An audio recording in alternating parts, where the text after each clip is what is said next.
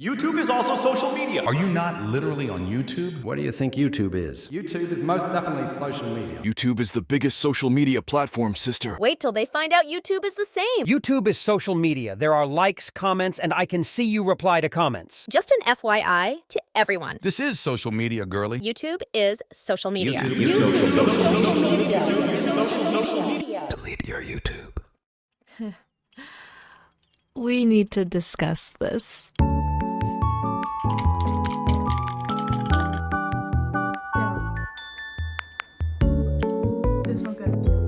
Best drink when you're balling on a budget and you don't want to go out to get boba. I always want to go out to get boba, but when am I made of money? Why am I pouring my glass into another glass, you say? For the vibes. Alright, we might be here a while. Lime LaCroix sparkling water with a dash of cranberry juice. Have a nice day. You know what I'm saying? So, is YouTube social media? Yes. By textbook definition, yes. YouTube is social media, period. So, my initial video, me being off of social media for 3 years. Was I lying to you? Yes. But no. Well, yes, by textbook definition, YouTube is social media.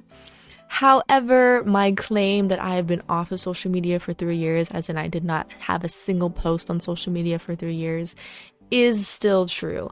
January of 2024 marked my 3rd year off of all social media, and January 2024 is also when I started making videos, and I wanted to share at least that particular experience on YouTube because I knew that a lot of people would resonate with it, or I knew that I wasn't the only one feeling that way. I did get another handful of comments asking me if I would get rid of my phone, or some people expect me to not even have a phone at all, which I thought was interesting. No, I do know having the whole flip phone or a dumb phone kind of thing is also a trend going on right now in a way. And don't get me wrong, I definitely have considered switching to a flip phone. At one point I was at that stage. Now it just doesn't feel practical to me. I use my smartphone at my day job for work, and I'm filming on it right now. I use it to film all my videos, if you're curious. So yes, smartphones are a great invention, but undeniably they steal a lot of our time. They do. If you've considered switching to a flip phone, or you have a flip phone, or you want to downgrade, or you're scared, it's kind of impractical to me, and I think can be better ways to do it, which leads me to the sponsor of today's video. The sponsor of today's video is DopaFast. DopaFast is a screen time blocker that helps you block social media and any distractive apps so you can focus and spend time doing the things that you need to get done. If you resonated with my initial social media video at all and you're finding yourself still struggling to restrain yourself or fight that urge to scratch the itch to go back on social media, I think DopaFast could be a really great solution for you so that you don't have to get a flip phone. You can still utilize all the great features that come on your iPhone without sacrificing your time or your willpower, because I know how hard it is to rely on just your willpower to deny things like social media, which we've become so accustomed to all the time. DopaFast can help you get less daily screen time using exclusive technology. DopaFast minimizes distractions on your phone to help you have a healthier lifestyle. Feel free to use my QR code on screen to download the app, and use my link in the description to get yourself a really freaking good deal off the subscription. If you use my link down below, you guys will get a 66% off discount off the subscription fee for DopaFast. So it does have a free trial.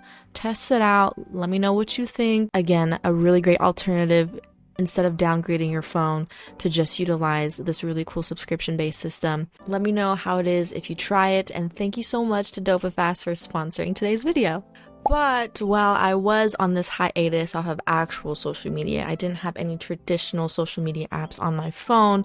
I was a semi-frequent lurker on YouTube, right? And that's kind of what I want to talk about, because yes, YouTube is by textbook definition social media. That is true and fact. But I argue that YouTube is It's like I can't even put YouTube in the same sphere as other social medias because it just feels that much different. First and foremost. Secondly, I'm just kidding. First and foremost, there's not a lot of pressure to post anything on YouTube. So if you tell someone that you have YouTube, you use YouTube, you watch YouTube, people don't expect you to be making things on YouTube in the same way that they would expect you to be using Instagram if you said you had an Instagram. Don't get me wrong, there are a lot of creators and YouTubers on YouTube. However, there are way more watchers of YouTube and consumers of YouTube, which is fine. There's nothing wrong with that. I kind of equate that to the same as cable television because it's a place that's very learning focused and very education focused and also entertainment focused. So people are hitting these marks, and that's not to say that it's a bad thing to be a consumer of YouTube. I have consumed YouTube my entire life. That is my entertainment of choice. So it's not a bad thing. You don't have to feel bad by coming on to YouTube and treating it the same way you would treat television or movies or a podcast. Shout out to all you guys who are listening to this video and they're not even looking at me right now because I do that too. I just will throw it on and go do stuff. Like, that's very common. Shout out to all you guys who are just on here lurking. I am one of you. I hardly ever comment on YouTube videos or things except for now. In the same way you might tune into your favorite channel once a week on cable television, if you still have cable. It's like the same way you would tune into your favorite YouTubers or watch your favorite show that's here on YouTube, whatever. And I know the whole having shorts on YouTube really affected things, but I'm talking outside of shorts. So I mentioned this in my first video, but I actually have a browser extension that blocks shorts from my computer. So it's a lot easier to feel like you're choosing what you're watching when things aren't like immediately shown to you. So I like to keep YouTube off my phone, and I will only go on YouTube when I'm on my computer. You can put it on a TV too, and that way you don't see shorts. You can even block the whole explore page. I have a Chrome extension for that too. So you can only watch who you're subscribed to, and sometimes that's really nice if you ever feel like, whoa, this YouTube thing is getting out of hand, because anything can be an addiction. YouTube, any social media, of course, is no exception. But there are ways you can deal with it. I mean, moral of the story, don't feel bad if you just come on YouTube to come and relax and watch YouTube videos, because I do that all the time. I've done that my entire life. Another thing that can be said, the reason why I equate YouTube so much differently than I do other social media apps, is the fact that the social aspects are not quite the same. The social aspects aren't what's running the app. They're very, very limited, and you don't have to do it at all. Like I said, you can just be a lurker. You can just watch casually. Nobody expects you to post anything if you have a YouTube. There's not that same pressure that's like on any other app, you know? It's more informative, like I said. It's more entertainment focused. I would argue it's almost like the purest form of social media, because the barriers of entry are very, very low. Anybody can do it. But it takes some effort to really get what you want seen. And also the reason why it's kind of the purest form of social media, because you do have a lot of choice with YouTube. This is outside of shorts. I know shorts just kind of are willy-nilly shown to you. Like, I know on the app, you'll just open the app and it'll, like, shorts will just start playing, and you're like, no, please, please, no. I'm just here to watch an innocent lo-fi video so I can do my homework. YouTube and Reddit. I feel like YouTube and Reddit are far different from regular social media because they almost encourage longer form discourse. I know that doesn't always happen. Sometimes things are still going to be taken out of context and people aren't going to be thinking deeply about things, but by and large, places like YouTube and Reddit allows you to have long discussions, long videos, long posts that people can really interact with, that you don't really get on things like Twitter or Instagram and things of that nature. So that's why I made that video. Alright, because also no one would have clicked on a video that said, I deleted social media for 3 years, but not really unless you count YouTube, but I didn't really post on YouTube, so yeah. Would you have clicked on that video? I wouldn't have. There were a lot of really cool, interesting comments. on that initial video, and I'm going to respond to them, and we're going to discuss them, because it has more to do with your thoughts, how people use it, what's normal, what's not. So let's look at some comments. Someone wrote a comment pointing out my little disclaimer that I put in the beginning of that social media video. And I did have a little bit of a disclaimer before the video, before I really got into talking about my experience on social media. And it was kind of along the lines of, hey, I don't use social media. If you don't use social media, that's cool, but also if you do use social media, I'm not better than you. This is just my experience. It works for me. I think most people can benefit from this, but like, you need to come to your own conclusion kind of thing. To me, that was just a nice way of like really encouraging people to come to their own conclusions. Look, there's a time and place for tough love, all right?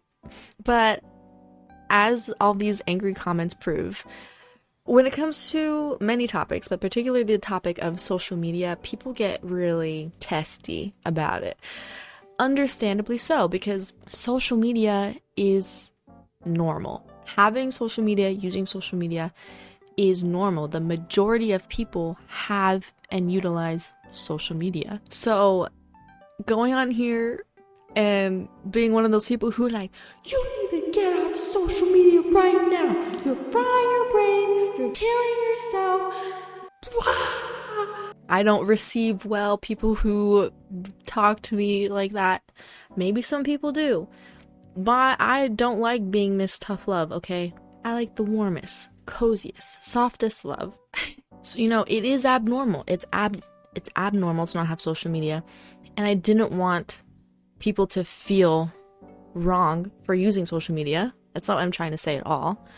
Because, like I said, I feel very indifferent to social media now. I see how it's good, I see how it's bad, and having social media is normal. I mean normal as in like social norms. Is it normal in like the human biology, grandiose human nature kind of way?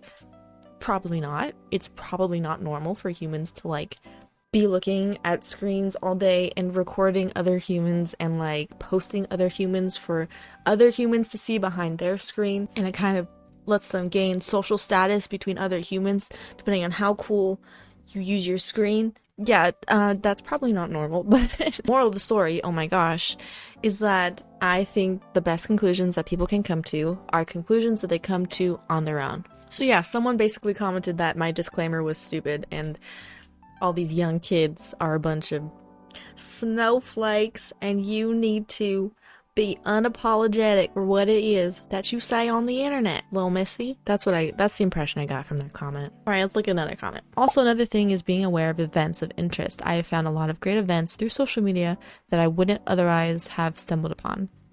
How do you stay off it when you can reap the real life benefits of social media by having access to these events? So that is another valid point, and the reason why I'm not saying you need to delete social media. Yes, I too have found great events off of social media. It's undeniable like how much I am missing out on in that way without having social media. Yes, I do kind of live under a rock now. It is true. Do you think that YouTube is social media? I deleted Instagram, Snapchat, and TikTok, but I find myself binging YouTube videos. I'm just so genuinely bored without a form of entertainment. Yeah, this is relatable. It is hard to get rid of that normality of like constantly being entertained because it is so easy and possible to be entertained all the time these days. Again, if you go a long enough time allowing yourself to be bored, you'll find yourself in a place where that feels really nice. And then also in a place where it's hard to be bored because now you have all your own originally formulated ambitions and thoughts to lead you to do other things. Do you know how interesting, let me tell you, do you know how interesting a book is after you've let yourself be bored for even a week? That is how I was able to get back into reading. If you just let yourself be so bored, suddenly words on a page are like so, it's like life-giving. So baby steps, baby steps. When you mentioned the downloaded personality, that really resonated with me, and not even with social media, but with TV. I'm a 30-year-old who grew up on a steady, constant diet of Nickelodeon and Disney Channel. Me too. My husband, who didn't grow up with cable TV and spent a lot of time outdoors with his siblings, often comments on how so many of us millennials who grew up in the city or suburbs watched a lot of TV have an extremely similar, odd, quirky sense of humor / personality. That is very reminiscent of the outlandish characters of the shows I used to watch. The amount of times I've repeated Hannah Montana lines in the mirror because she was everything I wanted to be and more. Too many times. I never realized until he said it, and now I see it everywhere. It just goes to show how much mass-produced, mass-consumed media, whether social or otherwise, has the ability to literally influence the personality of an entire generation. I also don't use social media, but with the bits and pieces I've seen on TikTok kind of freak me out. Same. I notice the Gen Zs I work with using the same body language, hand motions, and even speech cadence as social media influencers. It's crazy. We need to be careful with what we consume. This is a very interesting comment because yes, social media exacerbates what television has been doing for decades, which is connecting people and creating a culture of what's cool and not cool. And if you haven't seen that video, I basically made a claim that social media makes one giant culture of things, so people tend to have similar verbiage, language, mannerisms, and to me, it feels like a download personality.